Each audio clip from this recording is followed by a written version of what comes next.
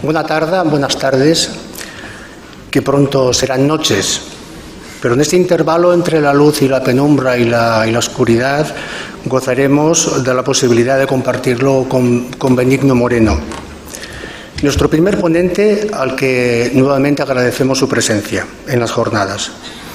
Y podemos pensar, ¿por qué no?, que de su mano iniciamos un viaje que continuará mañana a través de las presentaciones, de las nuevas presentaciones, a través de espacios y mundos habitados por personas y seres que se comportan guiados por propósitos e intenciones.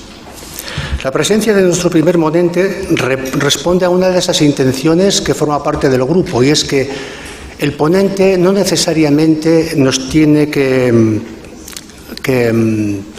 situar en ámbitos matemáticos estrictos. Ya lo ha dicho antes el David. Es una persona que en cierta manera nos ayudará a abrirnos a mundos diferentes. En este caso, el mundo de la empresa. Es una persona de fuerte formación científica y técnica. Nacido en León hace unos años, cursa estudios de ingeniería en Valladolid. Posteriormente se desplaza a Cataluña, tierra de acogida y de oportunidades, donde convalida y amplía sus estudios. Asentado y fijado su residencia en Barcelona, prosigue su andadura formativa, laboral y personal. Así empieza a desplegarse un extenso currículum del que solamente citaré algunos aspectos. Actualmente es director general de SAP Solar Elien, empresa dedicada a la energía solar fotovoltaica. Colaborador como investigador en dispositivos médicos de la Fundación AM de Discapacitados Intelectuales, miembro del patronato del Instituto de Robótica para la Dependencia. En SAP ha sido responsable en sistemas de automatización de procesos.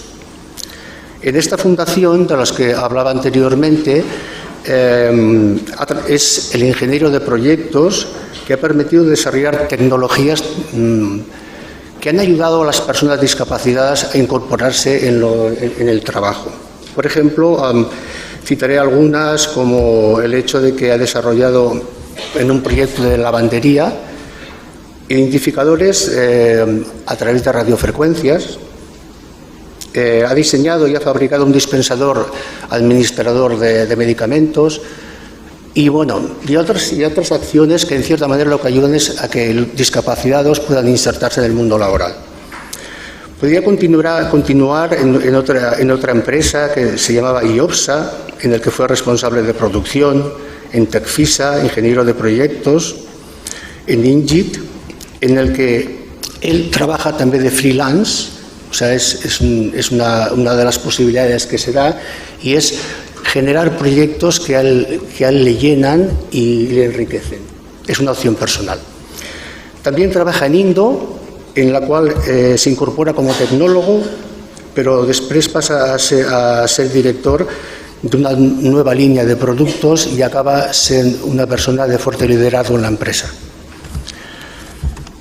Interpreto a través de este largo currículum y de los intersticios que deja y de lo que conozco de su trayectoria, que es una persona con un gran sentido de la responsabilidad.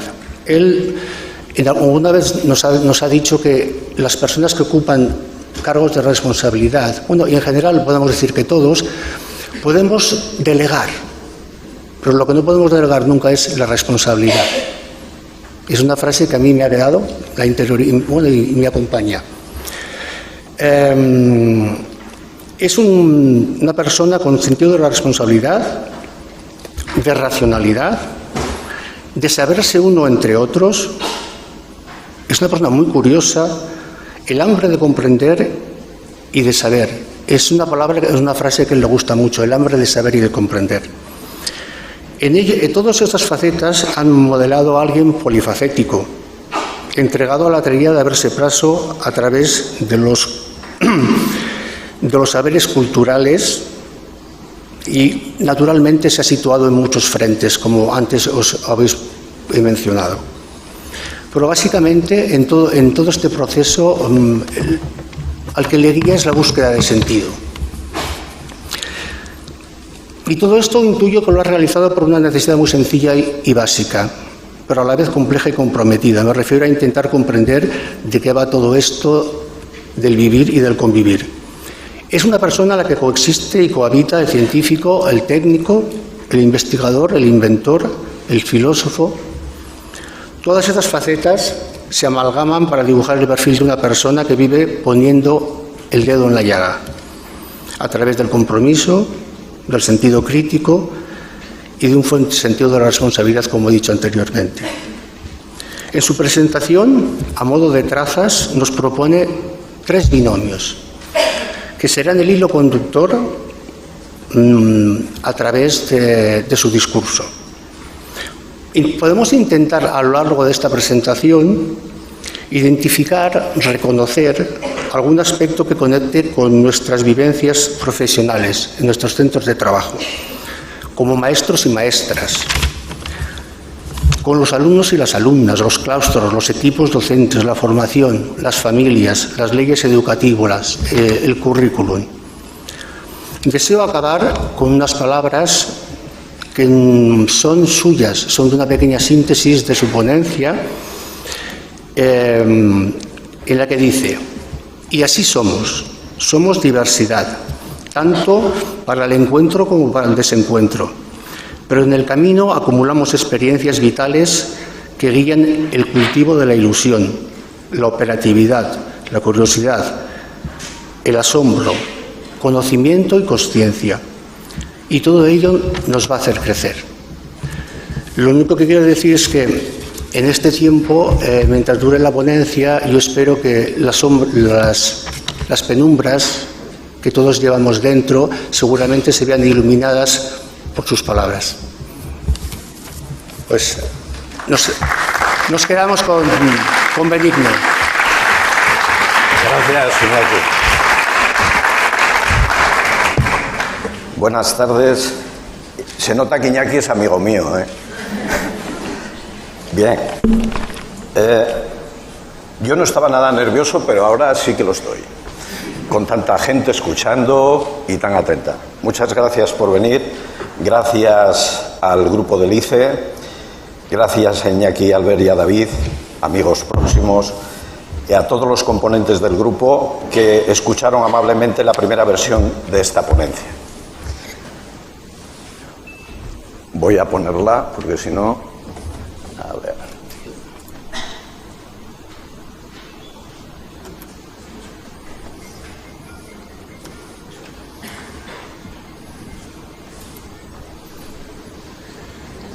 ¿Dónde está? ¿Es esta? No.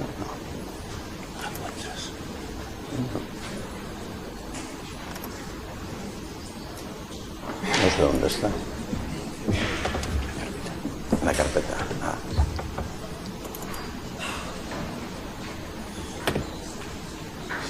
Vale, sí. Muy bien. Estupendo. Sí.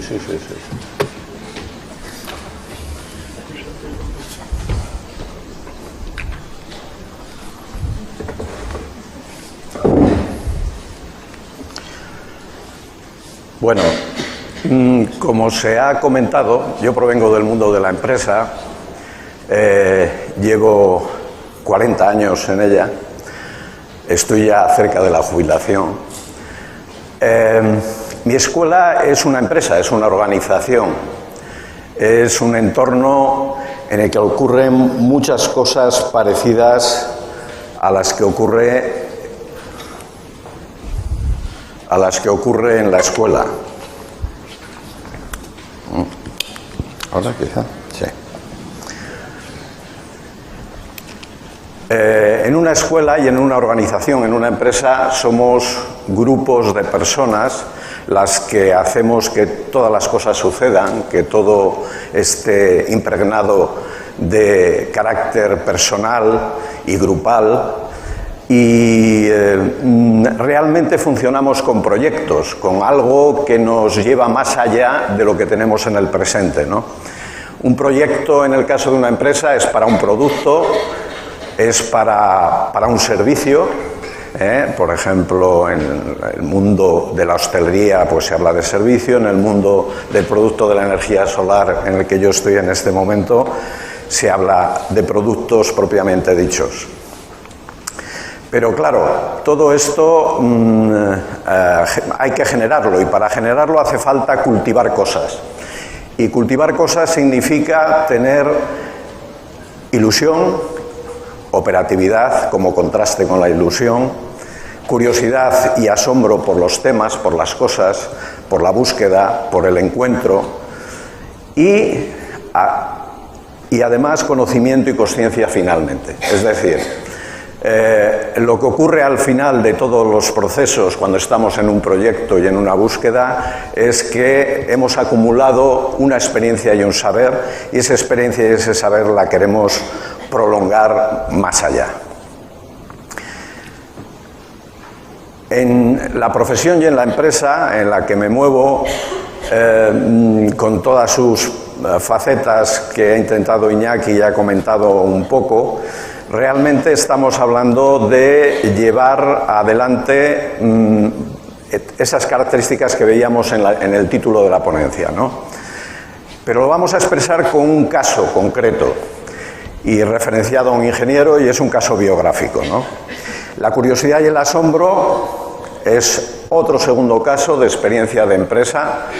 En este caso, lo veremos, es una experiencia también dentro del mundo de la energía solar, pero muy distinto al de hoy día, afortunadamente para hoy, no para aquella época.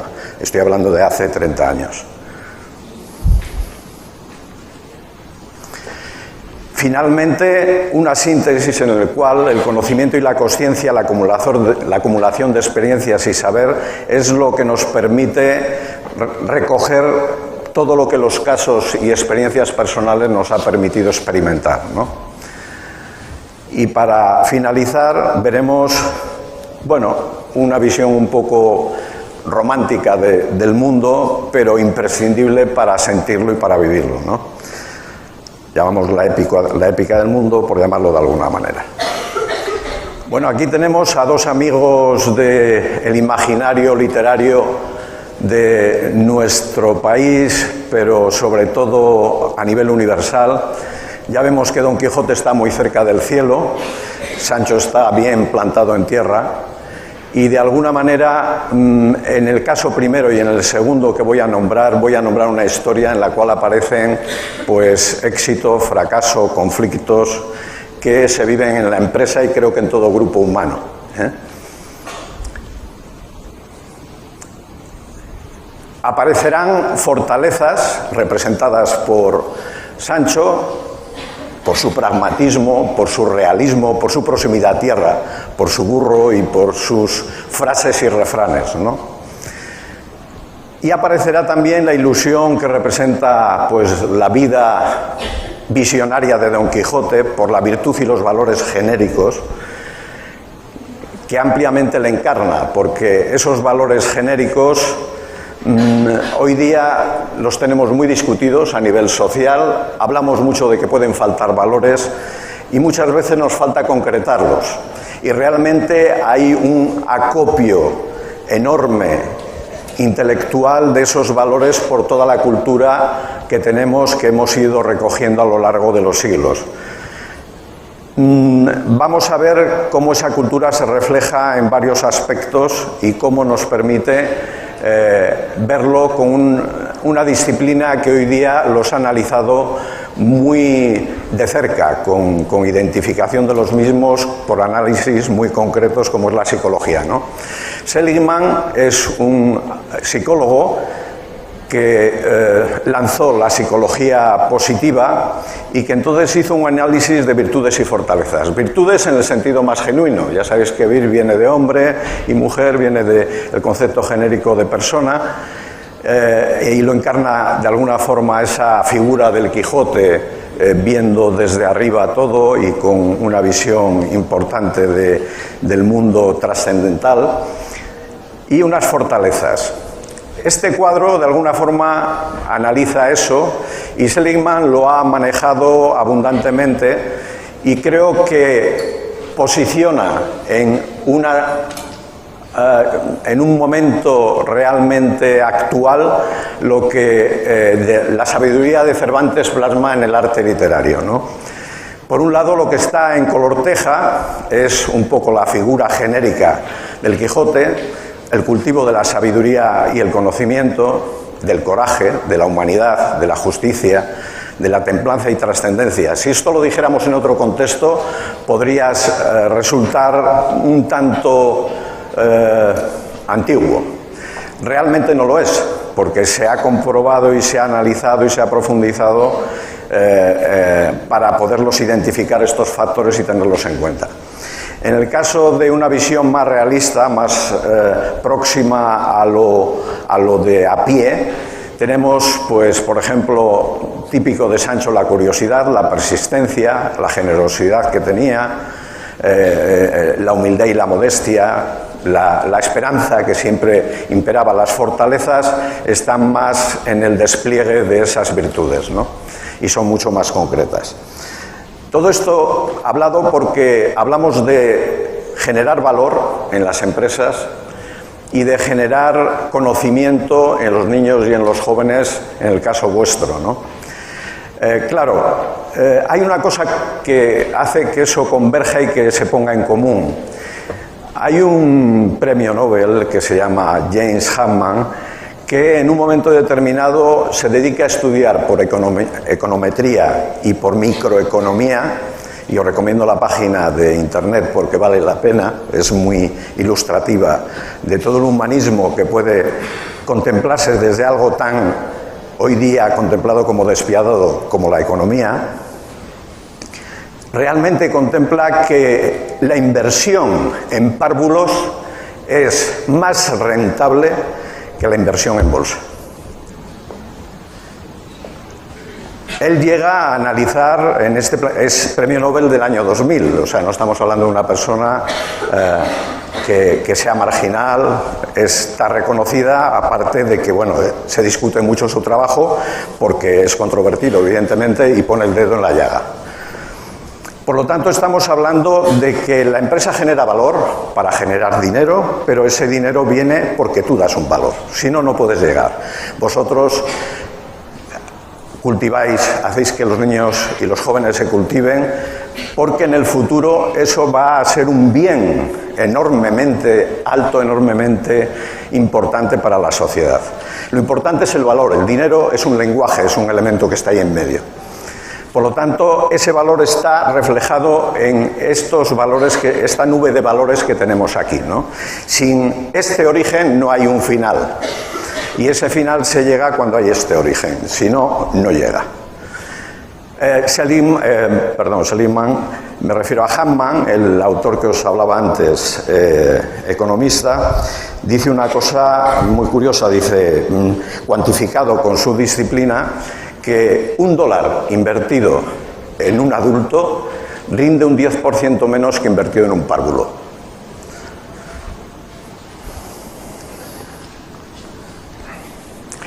Voy a exponeros el primer caso que estamos comentando aquí, o que hablaba antes que iba a comentaros, en relación con la experiencia en la empresa. En este caso, estamos en una industria de óptica de lentes graduadas, de estas que llevamos muchos, como si fueran una prótesis.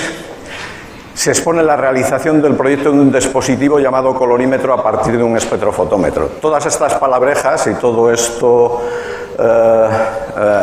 como aparatos y dispositivos, no quiero que sean una paliza técnica, quiero poneros en contexto de lo que significa el trabajo en sí. La luz que nos rodea es una luz que tiene un espectro visible, como sabéis. Este espectro tiene que pasar a través de un dispositivo y pasar por unas lentes y poder ver con la sensibilidad del ojo lo que hay, ¿no? Lo que se intenta hacer en este proyecto es medir el color de esas lentes oftálmicas que se están desarrollando en una empresa. En este caso, en una empresa de óptica. Normalmente, cuando se hace toda la parametrización, se procesa automáticamente y se sacan gráficas, diagramas, etc. Claro, esto está en un contexto de empresa en el cual hay un departamento de investigación, hay un departamento de producción, uno de tecnología. Este ingeniero estaba en un departamento de tecnología y lo que hacía era desarrollar tecnologías nuevas para el departamento de producción. Pero la institución del departamento de I+D era otra cosa más amplia, ¿no? Bien, se hace esa medición de color, estos son los parámetros en los cuales se mide, esto se llama diagrama CIE de colorimetría. El color parece una cosa sencilla y todos lo apreciamos y lo valoramos, pero realmente para medirlo y medirlo en condiciones técnicas y científicas es complicado. Se realiza el procesamiento informático también para contextualizar un poco el trabajo que se hizo con lo reconoceréis los más mayores de aquí, con un Sinclair ZX Spectrum, era un aparatito de este tipo que permitía computar todos los datos del espectrofotómetro. Era un aparatito que tenía 1000 millones de veces menos potencia que vuestro PC de hoy día, para que os hagáis una idea. Por lo tanto, estamos hablando de un aparato enormemente limitado, pero que, bueno, permitió hacer ese desarrollo. Ese desarrollo que en un momento determinado dentro del grupo en el cual se hizo, pues fue valorado muy bien, pero no en todos los grupos, porque había otros departamentos que todo eso no lo veían atribución adecuada para que lo hiciera el departamento que lo desarrolló, que era un departamento productivo con tecnología. Por lo tanto, en el entorno social, esto que es un aparatejo que en un momento determinado se hace, un cacharro que permite desarrollar una medición y que fue muy emocionante desarrollarlo y muy positivo porque permitía hacer mediciones que hasta ese momento no se hacían, pues realmente esa positividad que en el departamento de producción, bueno, gustó muchísimo. Realmente en el resto de departamentos, concretamente en el de investigación y desarrollo, fue chocante porque ellos pensaban que tenían que haberlo desarrollado ellos, tenía que haber sido autoría de ellos y que se había de alguna forma invadido su terreno, ¿no?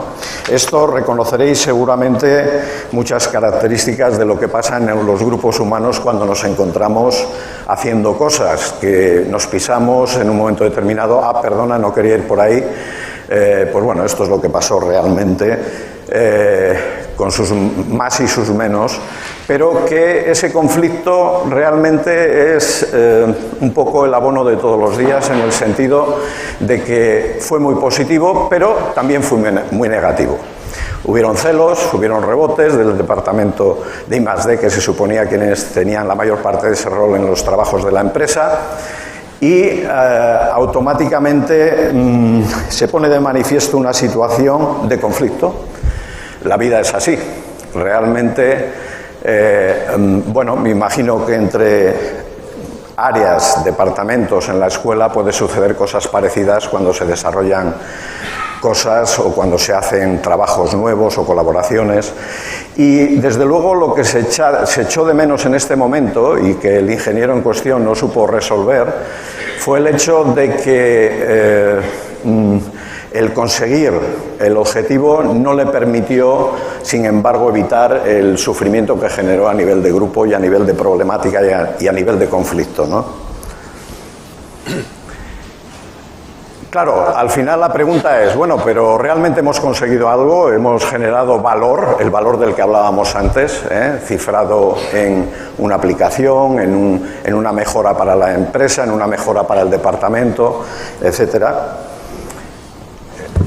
El caso realmente claramente añadió valor, pero la organización se resintió. Todo hubiera sido distinto si se hubiera podido contar con el entorno de otros departamentos, evitando colisión de intereses, ¿no? Yo os voy a hablar bastante a lo largo de esta ponencia de la colisión entre intereses y la colisión entre personas y la colisión entre grupos, porque creo que es la esencia de el poder lograr lo contrario, es decir, la sinergia, lograr el agrupamiento, el hermanamiento de objetivos, etc.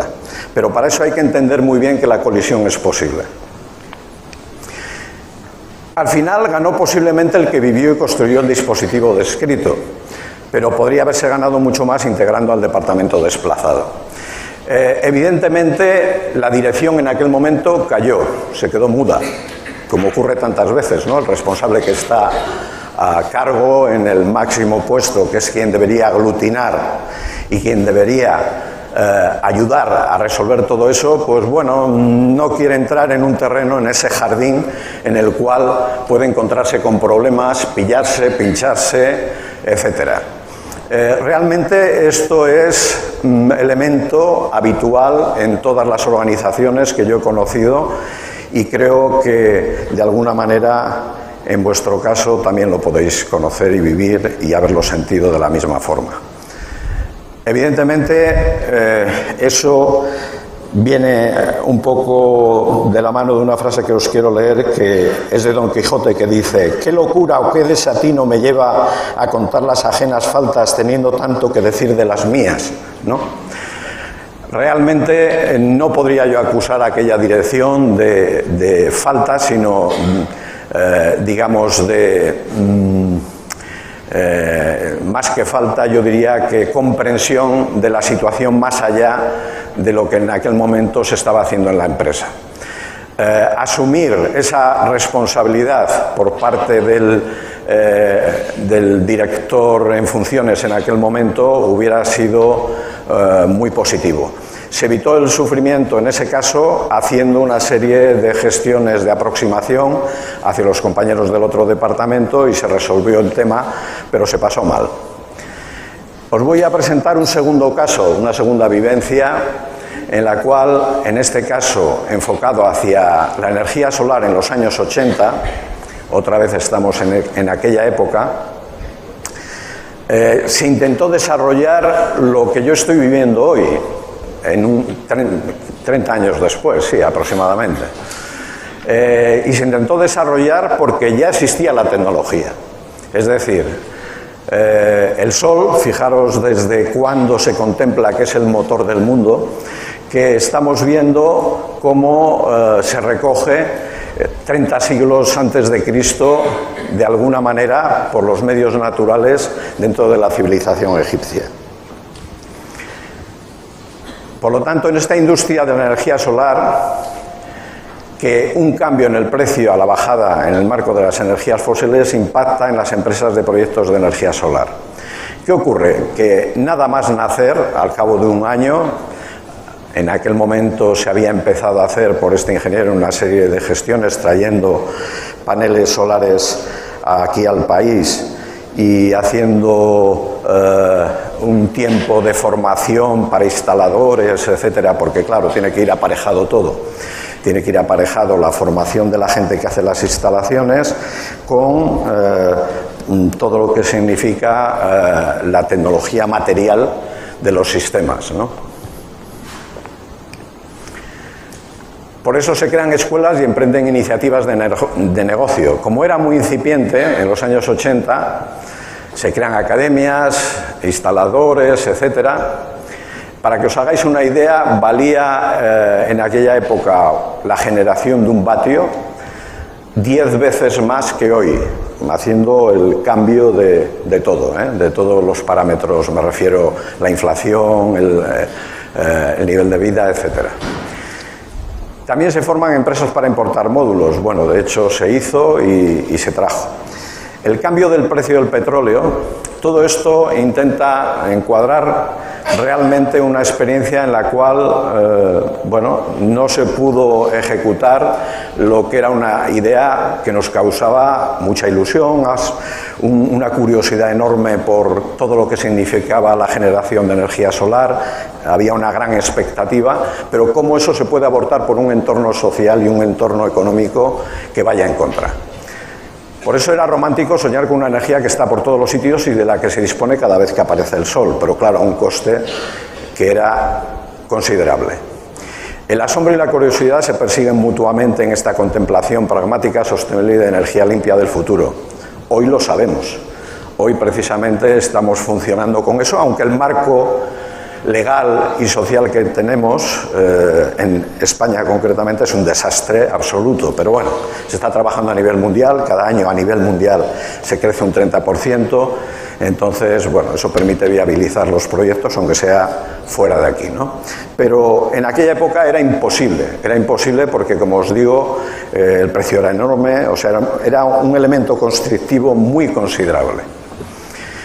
Por lo tanto, esa generación de energía que nosotros veíamos que teníamos entre las manos se nos fue, ¿no? El binomio de partida que hemos comentado, el asombro, que creo que es un elemento esencial para el aprendizaje,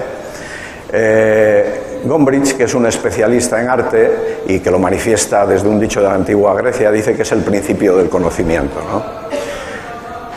Y lo teníamos, pero el marco no acompañaba. También el dolor es a la salud lo que el hambre a la nutrición, la libido a la reproducción y la curiosidad al conocimiento, ¿no? Esto lo dice Jorge Wagensberg, de aquí, de la Universidad de Barcelona, ensayista, museólogo, ha estado mucho tiempo a cargo del Cosmo Caixa, que como sabéis está aquí al lado. Estamos hablando de la curiosidad como agente esencial, motor de la búsqueda, del aprendizaje, del desarrollo, de todo lo que motivó este proyecto del que estamos hablando, como cualquier proyecto en el que uno se embarca y quiere lograr que se hagan más cosas, ¿no? Esta es una foto que alude al pasado, pero realmente esta es del presente, ¿eh? Entonces, en aquella época la energía solar era incipiente. Se crea centro de formación instrumentalizada, realmente salen oportunistas. Quiero remarcar casos en los cuales todo eso sucede y para lo que tenemos que estar preparados. El conocimiento y el profesorado con los intereses económicos en los cursos es manifiesto y ese oportunismo provoca un montón de fenómenos que, bueno, podría comentar ampliamente, pero solamente lo apunto aquí. A la vez se importa tecnología, paneles fotovoltaicos, pero al caer el precio del petróleo, ni siquiera esas 10 veces más hacen capaz al sistema para absorber esta posibilidad. En ese momento la reflexión se impone. Tenemos una pérdida, el proyecto se muere, ¿no? Tenemos una pérdida de ese proyecto. Quiero apelar aquí a un aspecto que es fundamental para entender la fenomenología y de alguna forma absorber lo que ocurre, ¿no? Dice T.S. Eliot, ¿dónde está la vida que hemos perdido viviendo? ¿Dónde está la sabiduría que hemos perdido en el conocimiento? ¿Dónde está el conocimiento que hemos perdido en la información? Claro, realmente cuando estamos en el tren de una vivencia, realmente acumularla es un arte, creo que es una forma de ganar siempre. Creo que eso lo sabéis sobradamente en vuestras experiencias con vuestros alumnos, de que realmente si se logra captar ese momento como el de Gande pequeño, realmente estamos logrando lo que perseguimos siempre que buscamos el conocimiento. Esto merece una meditación que no es fascinante ni romántica. El asombro y la curiosidad empresarial no fructifican en algo viable si el entorno social y económico no acompaña. La colisión entre el sujeto social y el marco de la sociedad paralizan la oportunidad. Vuelvo a hablar de la colisión, es decir, el enfrentamiento, la confrontación. Es importante por resiliencia, es importante por continuar caminando, es importante por todo, ¿no? Pero hay salvedades, y la salvedad es la integración de las experiencias y adquirir conocimiento. Vamos a verlo un poco a continuación con el siguiente binomio. El conocimiento y la consciencia, cuando hablamos de este binomio, estamos hablando de dos cosas muy próximas y esta imagen quiere un poco decir, pues, una persona muy relevante que vivió un momento determinado y que meditó, entendió, dicen que fue un psicólogo antiguo muy relevante. Su visión de la vida era una visión vitalista, era una visión reflexiva y creo que vale la pena tenerlo en cuenta. Tarde o temprano toca cambiar. Realmente las dos casos, las dos experiencias, una por continuidad, que se logró reenfocar el primer caso, y el segundo porque fue terminante, porque fue absolutamente desencadenante de un final, porque no había viabilidad. Te toca cambiar de aula, te toca cambiar de curso, de colegio, de instituto, dejar la universidad, dejar el trabajo, ir a otro, cambiar de ciudad, de ambiente. Hoy día nos quejamos muchas veces de la inestabilidad, la precariedad, pero realmente el mundo siempre es así, en mi opinión. Siempre es así y debemos tener la resiliencia suficiente para asumirlo, absorberlo, tenerlo como algo propio y hacer otro aprendizaje para la nueva fase de vida. Es decir, emprendemos otra fase, otra etapa. Pero la fase anterior sirve, aunque sea en los pupitres de otro aula, aunque sea en otras circunstancias, aunque sea en otro ámbito. Estas vivencias vividas nutren nuestra actividad. El camino del conocimiento desemboca en niveles cada vez mayores de consciencia. Consciencia en un sentido bastante simple. El latinazo cum scientia lo define bastante bien y es muy inmediato, ¿no? Lo hacemos con conocimiento. Realmente el adquirir conocimiento y el reflexionar sobre ese conocimiento nos permite tener esa consciencia. Ese es el camino de la empresa y de la vida profesional. Creemos que también ese es el camino del aula y sus vivencias, comunicando la empresa con vuestra actividad. No solamente en el aspecto de Heckman, de quien hablábamos antes, en el aspecto económico, que es fundamental, es importante, es, vamos a decir, comparativo, pero la analogía termina ahí. Es una analogía y nada más que eso. Realmente lo que estamos haciendo son dos mundos distintos, ver que pueden estar comunicados, pero aún más en el aspecto de la vida en sí misma. El producto final reconoce la constitución intrínseca de uno mismo y su desarrollo genuino. Os voy a comunicar un poco cuál es mi punto de vista de cómo se produce esa integración, esa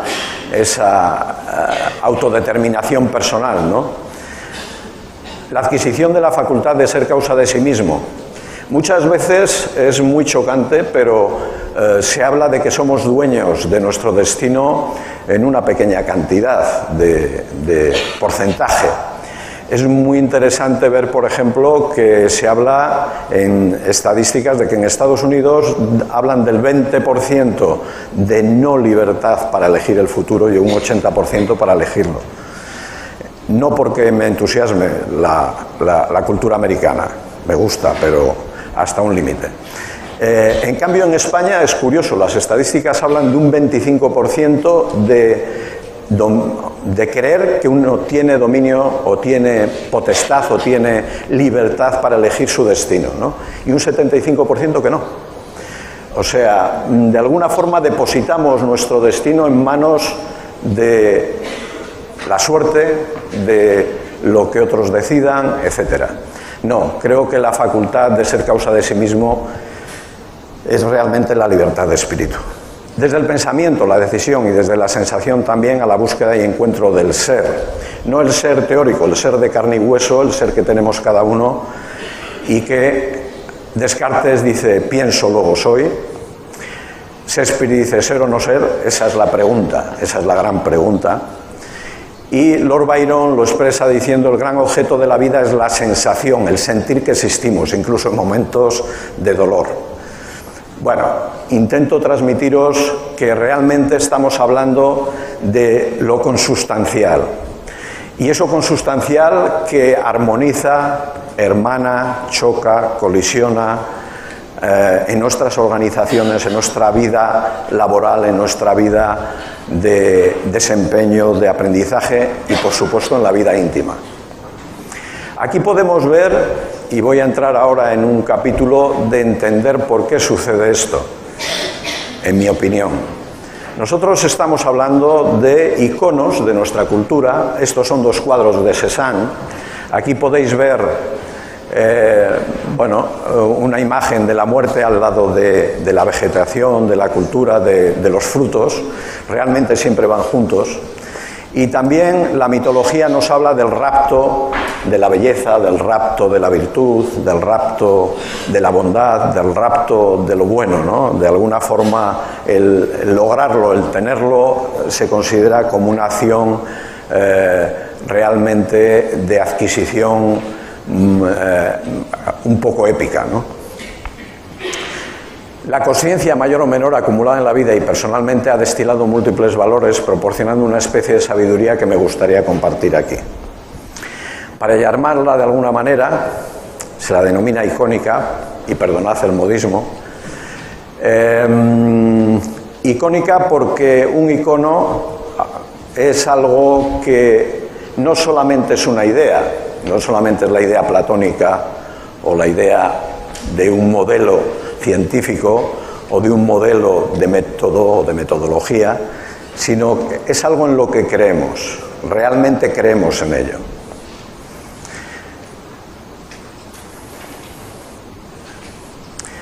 Este es otro cuadro de Cézanne en el cual, bueno, mete a un arlequín y un payaso que están, bueno, desfilando probablemente o actuando, y que otra vez tiene una representación icónica culturalmente hablando. Pero es que, claro, lo icónico es un modelo revelador, porque alude a todo lo que vive nuestro ser interno, introyectamos y lo que proyectamos en la cultura desde las representaciones mentales, que la psicología se ocupa muy mucho de ellas, y las representaciones culturales desde nuestra antropología. Me explico un poco respecto a estos 2 términos un tanto específicos. Fijémonos que la psicología no aceptó la cognición como elemento propio hasta después de los años 80. Es decir, se consideraba que no era un elemento relevante todo lo que era cognitivo, que lo conductual era lo esencial. Hoy día está comprobado que no. Hoy día los sistemas de análisis de imaginería, de imagen por resonancia magnética nuclear, permiten ver fases del cerebro y fases de pensamientos, etc. Y por supuesto las representaciones culturales son innegables. Quiero decir, toda la cultura está impregnada de ellas, ¿no? Desde el arte pictórico hasta el arte más popular hoy para nosotros, como es el cine. Por otro lado, frecuentemente los iconos los vivimos en sueños nocturnos y diurnos, es decir, esas representaciones nos llenan y nos habilitan para seguir viviendo de alguna manera, porque los expresamos, porque las sufrimos, porque las disfrutamos. Son recurrentes y permiten una simulación del futuro, una previsión, la emoción de nuestra vida mental. Toda la teoría emocional en la cual vosotros conocéis que realmente se ha puesto de relieve y que es importantísima para la educación, realmente está ahí en todos, evidentemente, pero que está motivada por un montón de representaciones, tanto externas como son las culturales, como las internas, que son las propias y que son mentales. Por lo tanto, iconos son percepciones en las que creemos, veneramos, admitamos, respetamos y con las que nos adherimos a identificaciones. Y digo hay porque, claro, cuando nos adherimos mucho a una idea, y eso es un icono, automáticamente la defendemos a ultranza. Cada vez más sabemos que tenemos que estar abiertos a la crítica, tenemos que estar abiertos a la consideración de discutir cualquier término, ¿no? Pero no es igual en todas las culturas. Hablemos de la cultura musulmana, por ejemplo, u otras, ¿no? Por eso es el hay. Como individuos y como sociedad, configurándonos con una verdad para cada sujeto social. Realmente intentando decir que cuando nos refugiamos en una cosa en la que creemos y que aquí se le ha dado el nombre de icónica, realmente estamos creando un proceso de vinculación con los que son afines con nosotros y desvinculación con los que no lo son. El ejemplo musulmán, por ejemplo, hay que citarlo, es conflictivo y controvertido, me decía Iñaki, pero lo tengo que comentar porque ilustra muy bien este fenómeno. Sabéis que la figura de Mahoma ha sido en un momento determinado expuesta como chiste y como elemento de comentario, vamos a decir, gracioso, etcétera, y que eso en nuestra sociedad es totalmente permisible, porque se entiende que cualquier cosa puede ser factible de ser sometida a este tipo de situaciones. Bueno, realmente si pensamos que una persona musulmana tiene ese icono dentro de sí mismo y que Mahoma tiene esa representatividad, que es una idea amada por él, yo creo que nos pensaríamos dos veces el hacer una ofensa a esa figura. Por eso creo que el respeto tiene que ser más importante que el divertimiento, creo, pero evidentemente es discutible. La iconicidad, fijaros que estamos hablando desde hace muchos años. Estamos hablando de la época en la cual se hicieron las pinturas rupestres. Pero era tan importante el icono para las personas que estaban en las cuevas y que estaban practicando la supervivencia, que para ellos pintar, pues en este caso un bisonte o cualquier otro animal, era evocarlo, aludirlo, dominarlo de alguna manera.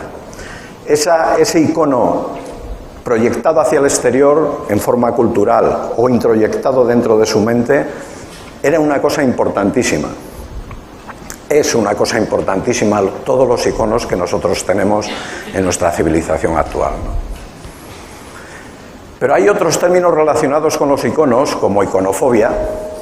O sea, hay gente que plantea que bueno, los iconos es algo negativo y que no debe ser tenido en cuenta. O sea, hay en la Biblia varias referencias al hecho. La iconofilia, lo contrario. La iconodulia, que es admiración hacia los iconos. La iconoclastia, lo contrario.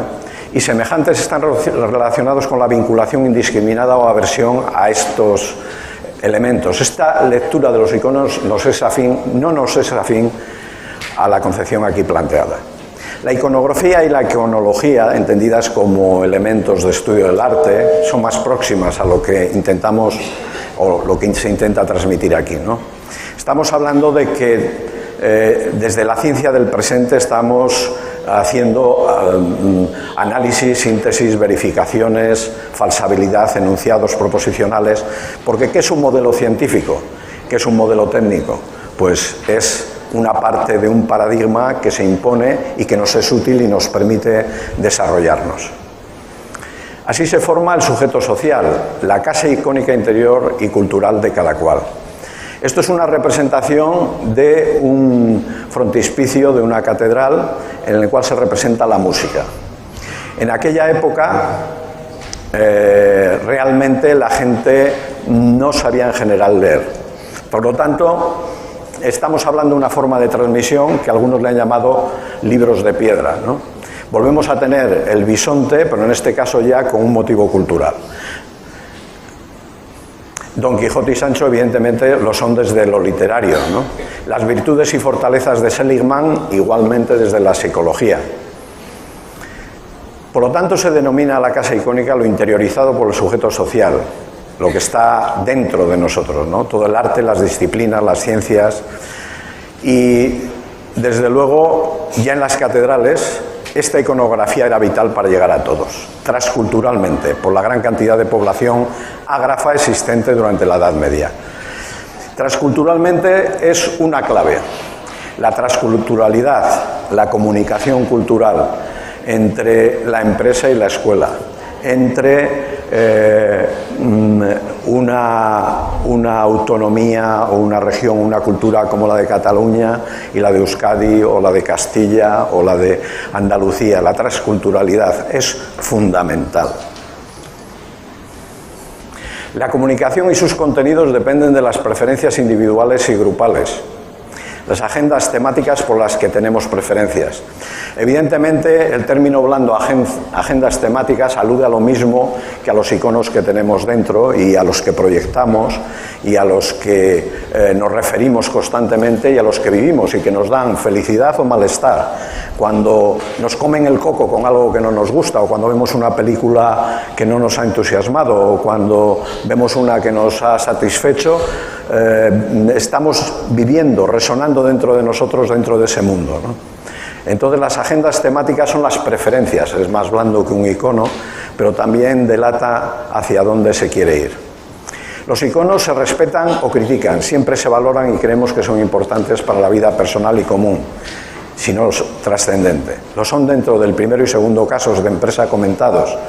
Es decir, el ingeniero cuando vivió el primer caso, con su planteamiento de hacer un proyecto, realizarlo, ejecutarlo y colisionar con el rol, el imaginario que tiene el departamento de investigación y desarrollo o el departamento que él representaba de ingeniería y tecnología, pues colisionan, chocan y se enfrentan y de alguna manera se invaden, y es algo que es puramente organizativo, pero es importantísimo para que en esa empresa no se pierda el tiempo, se logren objetivos y se vaya a la esencia de los temas, ¿no?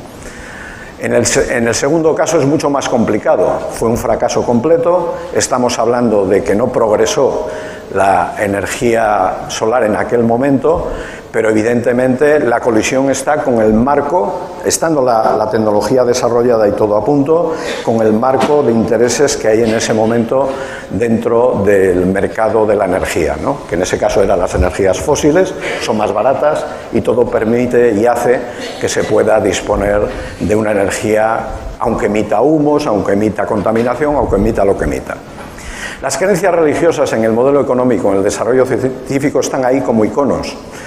Qué duda cabe que la religión, antes os citaba el ejemplo maometano o musulmán, son ejemplos de referencia que permiten ver cómo podemos ser irreverentes con algo que para nosotros no merece la reverencia, pero para la sensibilidad de todo un pueblo sí la merece.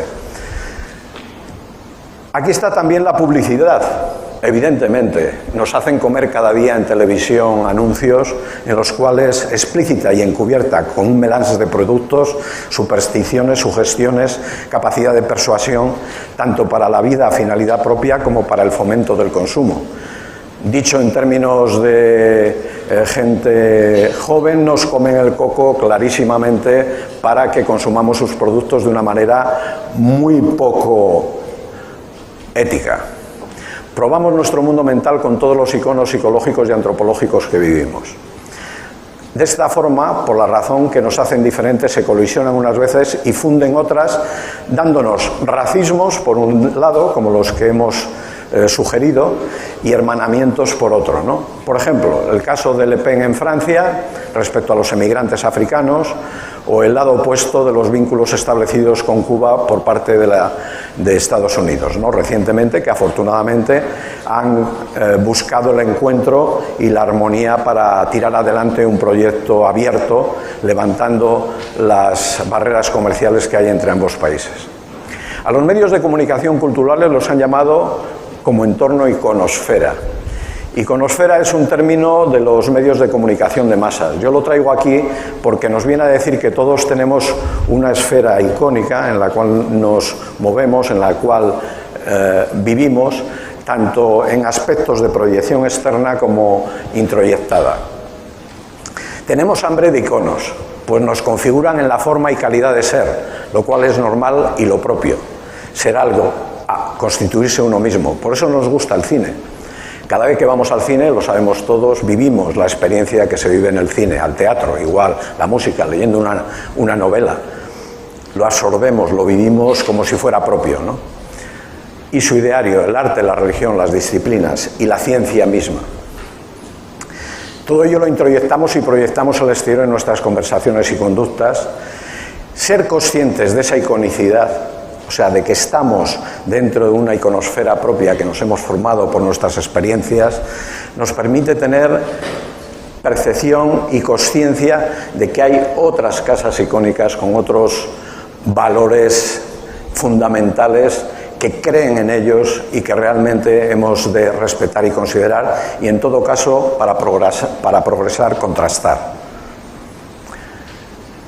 Bueno, esto es una conclusión restringida a este epílogo, ¿no? Aquí tenemos la primera tablilla que se hizo en Mesopotamia escrita. Realmente es un proceso simbólico admirable, un proceso que es preicónico, pero que ya empieza a ser figurativo. La casa icónica dentro de nosotros mismos es sacra por ser íntima, en el sentido laico del tema, más allá del término religioso cuyo sentido también está incluido. Pues sí.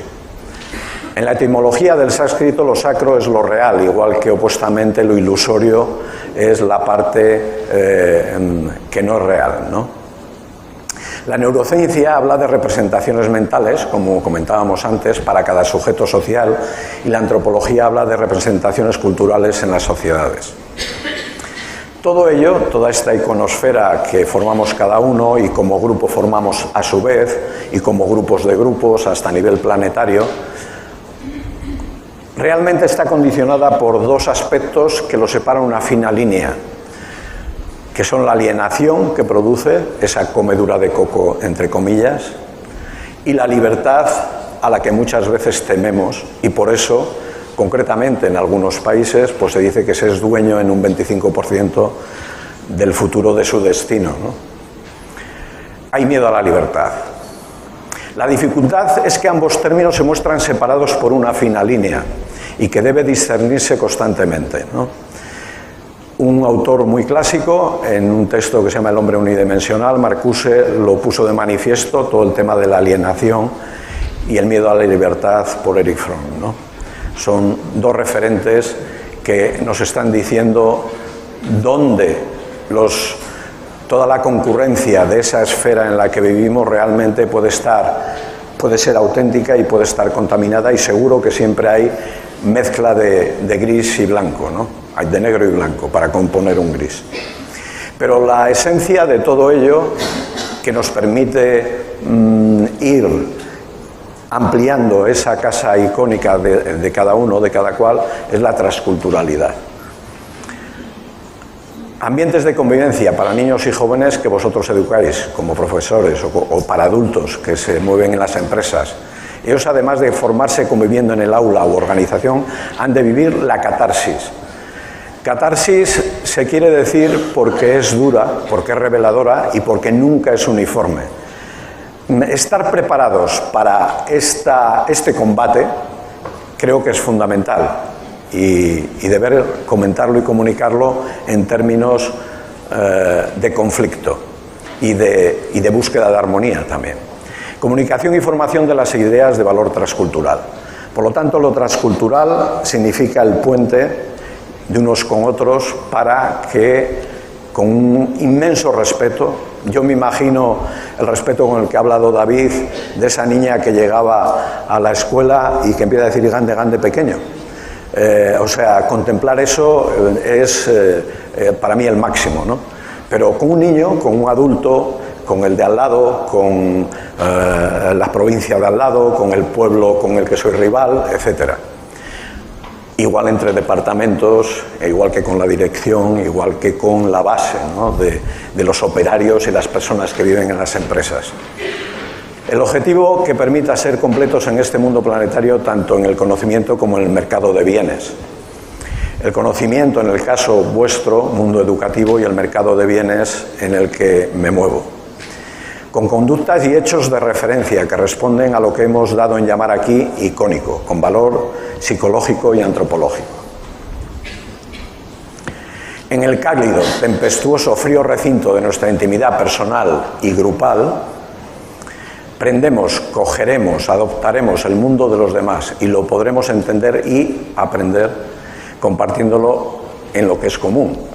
Apoyarnos en ello es fundamental para poder hacer ese puente transcultural continuo que debemos buscar, o creo que debemos buscar.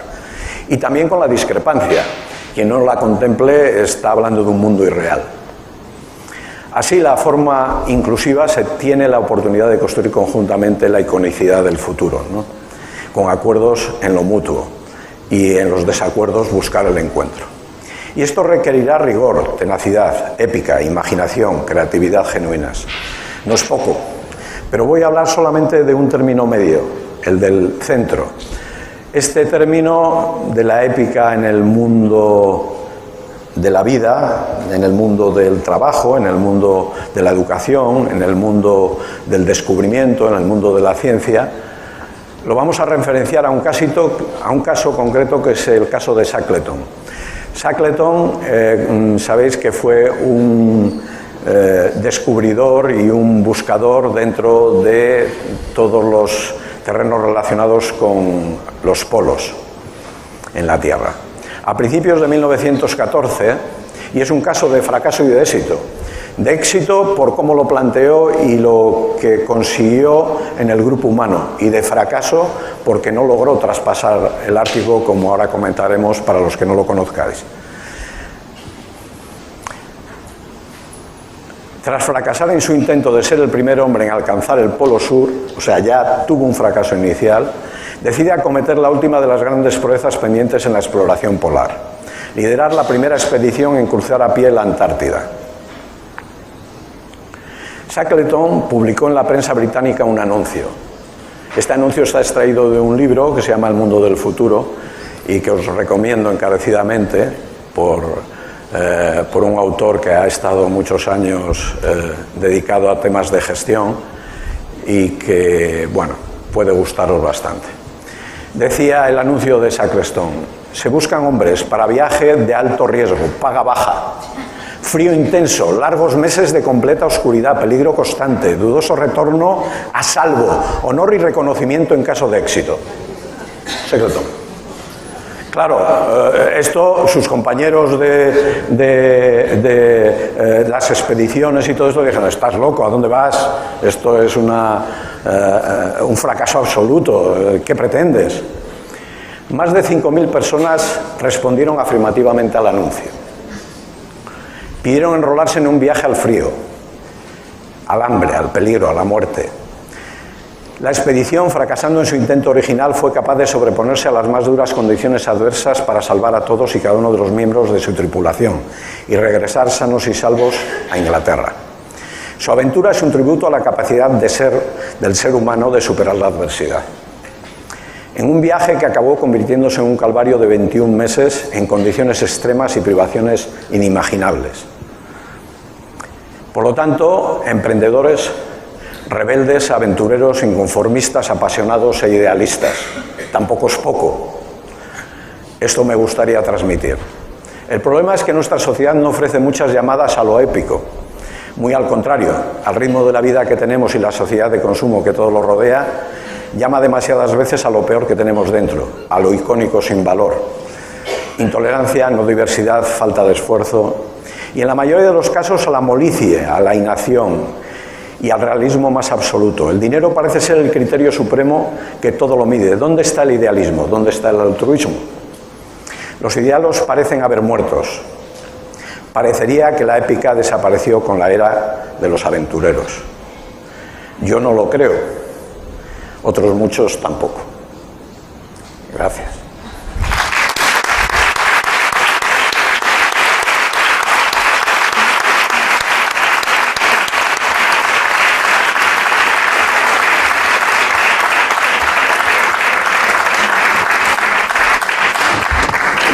¿Tomas tú la palabra? Sí.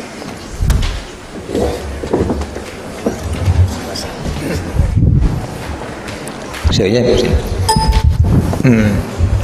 Bueno, en primer lugar, dar las gracias a Benigno por la conferencia, a vosotros por vuestra atención.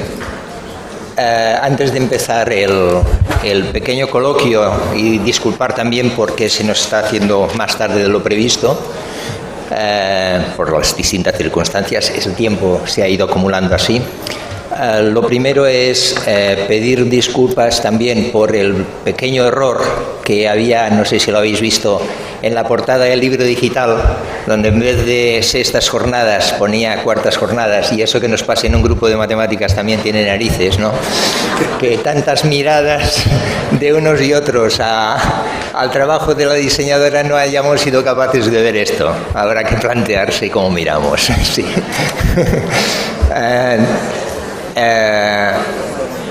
Antes de, bueno, ya para tirar adelante, para empezar este coloquio,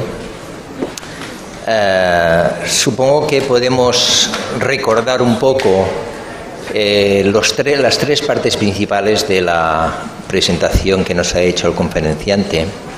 Él nos ha planteado un relato de una experiencia vivida, una experiencia narrada, en base a tres binomios que en ningún caso los tendríamos que ver como contrarios, sino como complementarios. No voy a decir cuáles son, creo que los vais a recordar, pero que supongo que en la medida en que nosotros también vivimos, los hemos sabido ver, reconocer en algunos momentos de nuestra vida. Ha dedicado una segunda parte un poco más extensa a hablar de cómo todos nosotros configuramos un mundo de creencias. Que este mundo de creencias está configurado en forma de un grupo de ideas basadas en nuestra experiencia cultural, nuestra experiencia social, nuestra experiencia personal, y que esta configuración de representaciones mentales simbólicas la vemos como algo muy personal y muy íntimo, y esta intimidad la queremos preservar de alguna manera, la queremos defender. Y el problema es que en esa defensa, en esta preservación, a menudo podemos imaginar que entra en conflicto con otras representaciones de otras personas. Y eso también lo podemos ver quizá en nuestras escuelas, en distintos ámbitos. Pero además al final nos ha presentado una llamada al compromiso, a la épica y a un aprendizaje, entiendo yo, entendido como la exploración aventurera de nuevos territorios de conocimiento, y eso creo que también sabemos bastante. A partir de aquí, la palabra la tenéis vosotros. Si alguien quiere dirigirse a la mesa, una pregunta escrita puede hacerlo, pero en cualquier caso la palabra la tenéis para plantear no solo, ni tan solo, que sean preguntas, como también comentarios, valoraciones, opiniones sobre lo que habéis escrito o sobre cualquier cosa que tenga a ver con el marco de las jornadas. Tener en cuenta que las ideas las continuaremos discutiendo mañana en base a otras presentaciones, a otras ponencias, a otras experiencias, y que seguro que también tendremos la oportunidad de profundizar un poco más, con más tiempo que el que igual tendremos hoy. Vamos a alargar un poco porque solo nos quedan 7 minutitos hasta las 8, pero tampoco vamos a alargar media hora. Yo creo que también depende de vosotros, Vamos a empezar y a ver qué pasa, ¿de acuerdo? Pues a ver quién será el primero o la primera. Mira, te están llamando, oye. ¿Hay alguna palabra por allí?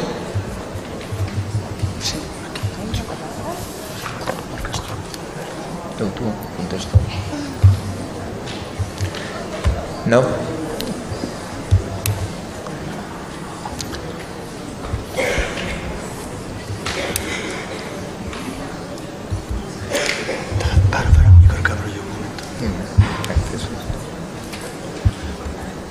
A ver, el discurso es un discurso denso y los que a veces somos un poco lentos de metabolización, seguramente con el contraste de las experiencias que podamos ver mañana, podremos conectar estas ideas que son densas, son muy consistentes y que hay que irlas desgranando. A mí, por ejemplo, se me ocurre una aportación. Desde la visión de la empresa, el producto y los procesos de producción han de ser respetuosos con ciertas cosas. En la visión de la escuela, yo le podría incluso pasarle al ponente que él que piensa que es el producto. Porque hay una cierta tendencia a entender lo que es una escuela, a analizarla como una empresa, como un sistema de producción, y la sería es, ¿cuál es el producto de una escuela? Porque a mí he llegado a pensar que entender la escuela así, como un producto, comporta serios riesgos. Por ejemplo, cosificar. Cosificar quiere decir entender los contenidos, las personas, como cosas en los que lo que interesa realmente son éxitos que vienen dados a través de eso, de niños que son exitosos porque los estamos instruyendo para dar un cierto tipo de respuestas a un cierto tipo de pedagogías. Yo no sé si Benigno nos podría decir alguna cosa, porque sí, realmente Iñaki, el tema de todo lo que representa la analogía entre la empresa y la escuela tiene muchos límites. Esto últimamente no está tan claro por un hecho, porque los procesos organizativos se han tendido a uniformizar. Por ejemplo, la ISO 9000 o 9001, un sistema de control de calidad que puede ser muy útil y muy práctico, no solamente se ha llevado a la administración, que se ha llevado para poder formalizar los procesos y los protocolos, sino también a las escuelas, ¿no? Yo vi por primera vez una aplicación de este tipo en Inglaterra hace 20 años, que viajé y hice un cambio de casas con un profesor y una profesora de instituto y estaba estudiando el sistema ISO 9000 para aplicarlo en su escuela. Pero yo os quiero decir una cosa del sistema ISO 9000 y de control y de seguimiento de la calidad, que le falta el espíritu. Es un elemento que permite tener un certificado, que permite tener una cosmética de presentación, una acreditación. Es como el título que se puede tener de cualquier carrera o cualquier cosa. Es un simple papel y es un simple elemento de referencia. Ahora bien, el espíritu de la calidad, no. ¿Calidad en la escuela? Sí, seguro. ¿Calidad cosificada? No. Por lo tanto, en lo esencial, sí podríamos decir que hay muchos aspectos aprovechables para la escuela desde el punto de vista de la empresa. ¿Investigación y desarrollo? Evidentemente. Investigación y desarrollo y nuevas tecnologías en la escuela son una herramienta. ¿Son esenciales? No, mi opinión, porque creo que lo esencial es los grupos de personas que impulsan, identifican, viven cada día con las referencias de la interacción con los niños y con esa vida en el aula que nombráis aquí, referenciáis aquí, y que en las empresas, de una manera que quiero también aludir a ella, lo hacemos con operarios, lo hacemos con jefes de equipo, lo hacemos con personas para formarlas, lo hacemos con una serie de elementos que nos permiten crear vínculos semejantes a los que en algún momento en la interacción personal se crea en la escuela, ¿no? Pero yo creo que hay que separar claramente ambos mundos, y cuando habla Iñaki de producto, evidentemente todavía menos. Pero es que además hay un aspecto fundamental dentro de la calidad y de la vida de la empresa, que es el concepto servicio, ¿no? Se dice que igual que en física una partícula lleva una onda, para los que os gusta la física eso es un referente, igual un producto lleva un servicio. La diferencia respecto a la educación es que el servicio es mucho más importante que la partícula, ¿no? que el objeto. El proceso que vivís de educación, etcétera, creo que es mucho más referencial, mucho más importante y cualitativamente mucho más valorable, y debe serlo que el propio producto final, que es que ese niño cumpla el curso, esa niña llegue al final de una etapa, el que pasen a la universidad, o etcétera, etcétera, etcétera. Realmente, como se dice en muchos sitios, en este caso yo me considero hoy día catalán, pero provengo de León, entonces se dice que la procesión va por dentro, ¿no? Quiero decir, ese mundo interior, esa casa icónica que os intentaba con esa permisividad que me he permitido y que ruego que seáis indulgentes, pero que sí busquéis entenderla, que es el mundo icónico que nos rodea y que nos permite saber y amar cosas que realmente nos hermanan y que nos separan. Eso es fundamental para poder lograr que los niños encajen y progresen, ¿no? Por lo tanto, bueno, creo que está comentado. No quería... Sí, perdón. Sí, quería aportar... Quería aportar una observación, y es que cuando era estudiante, mi profesor de lógica solía decir que, perdona, estoy un poco nervioso, solía decir que la lógica matemática había que llevarla a la escuela infantil, porque era la manera de crear unos seres racionales y, en definitiva, lógicos y libres, porque la lógica es tan sumamente rica que podían escoger cualquier dirección. Y en cuanto a lo que han hablado del producto de los iconos y el producto de la enseñanza es la libertad y es hacer personas. Eso es una aportación. Gracias.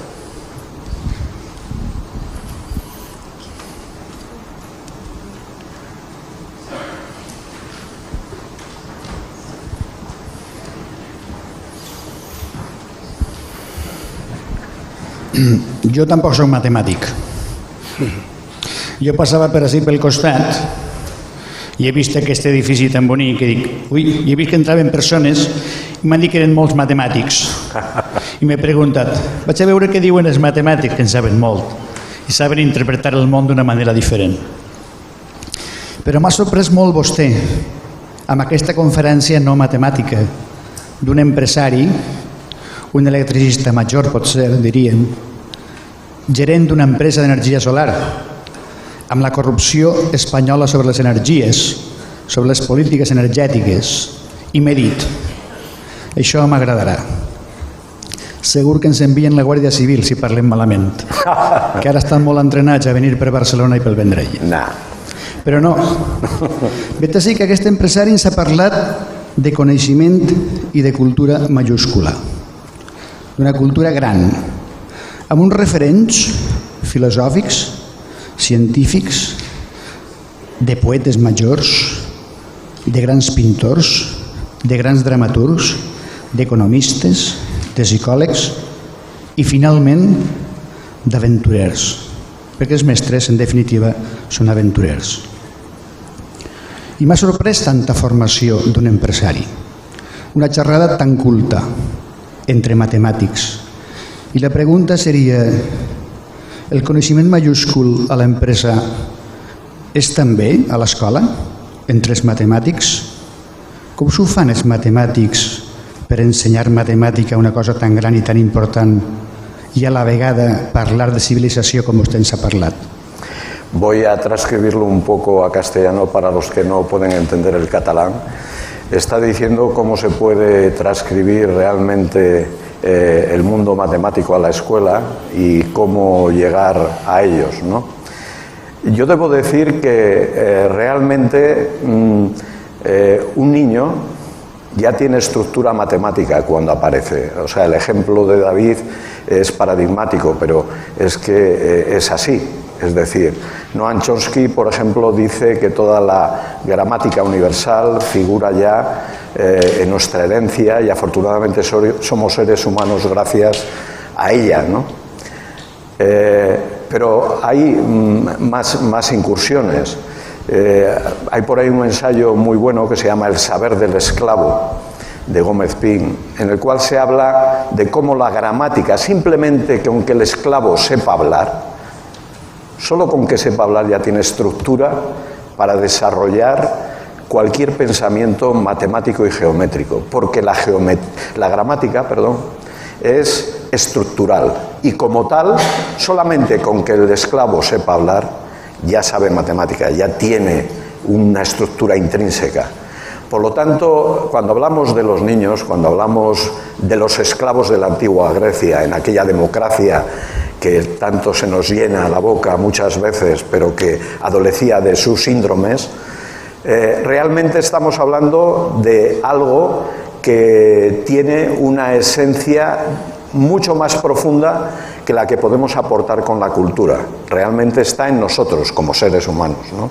Entonces, en los niños, ¿cómo se transfiere eso? Podrán contestar mejor quizá las personas que están en el mundo de la educación, pero yo me atrevo a aventurar lo que he dicho. ¿Alguna palabra más? ¿Alguna pregunta? ¿Alguna intervención?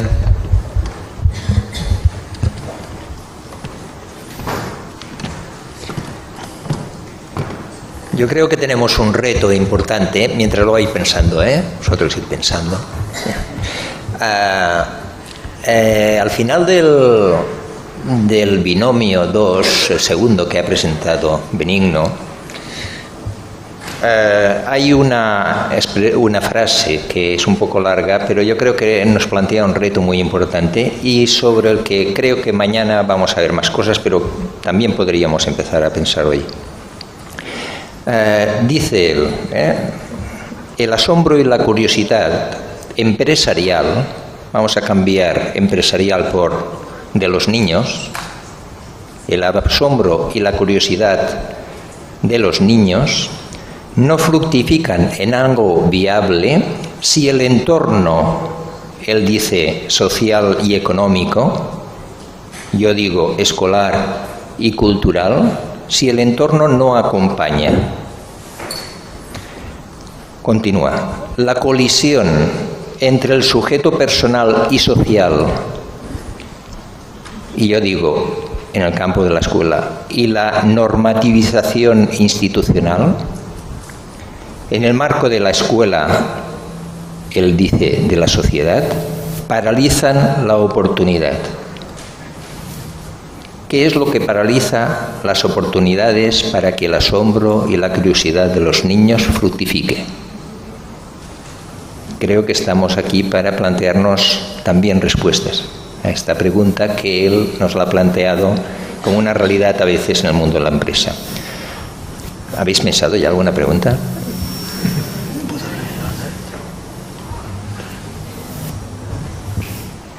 A mí también me hace pensar si partimos de la idea que la impronta cultural y la experiencia cultural es aquello que nos va constituyendo como individuos y seres sociales, ¿qué papel puede tener la educación para evitar esas colisiones de las referencias que antes decía el Beni?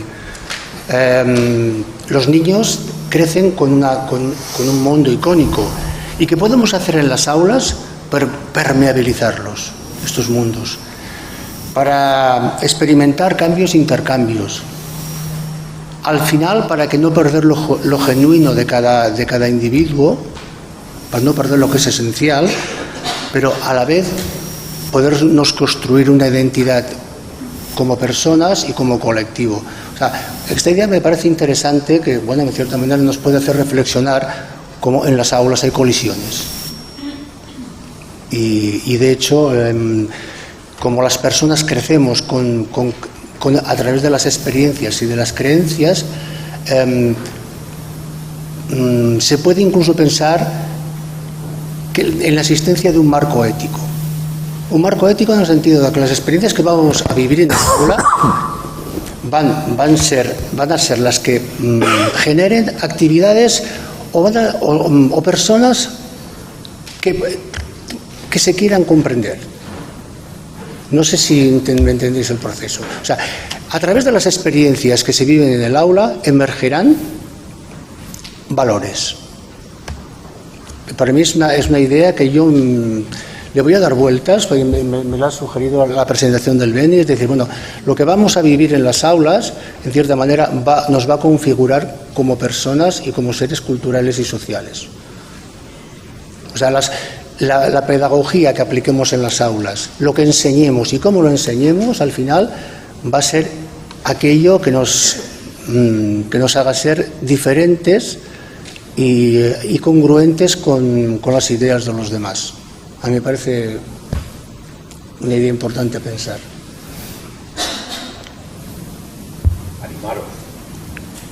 Animaros, porque de alguna manera, no sé, se pueden cambiar impresiones simplemente, ¿no?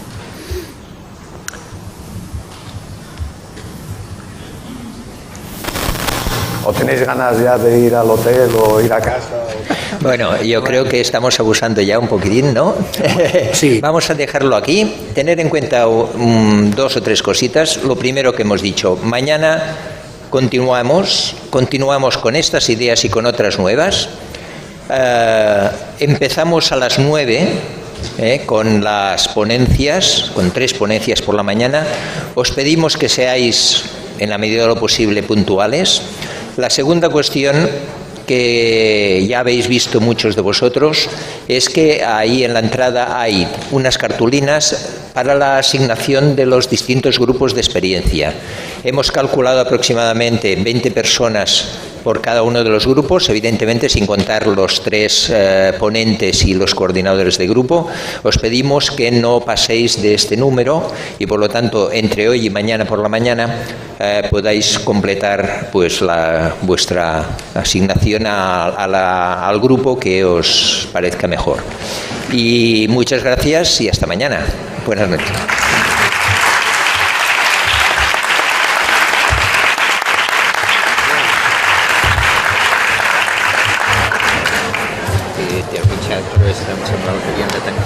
No, sí, està fent molt, ja és molt tard, no? Hola, què tal? Jo t'he vist de lluny i he pensat, ara ja aniré i no... I ara depèn del cotxe que em porta. La Marisol ve demà? Sí, vindrà demà. Molt bé. I no podia... Què tal, esteu bé? Sí, més o menys. Més o menys, sí, ja sé parlar, ja sé coses. Un residuado. Sí, sí. Bueno.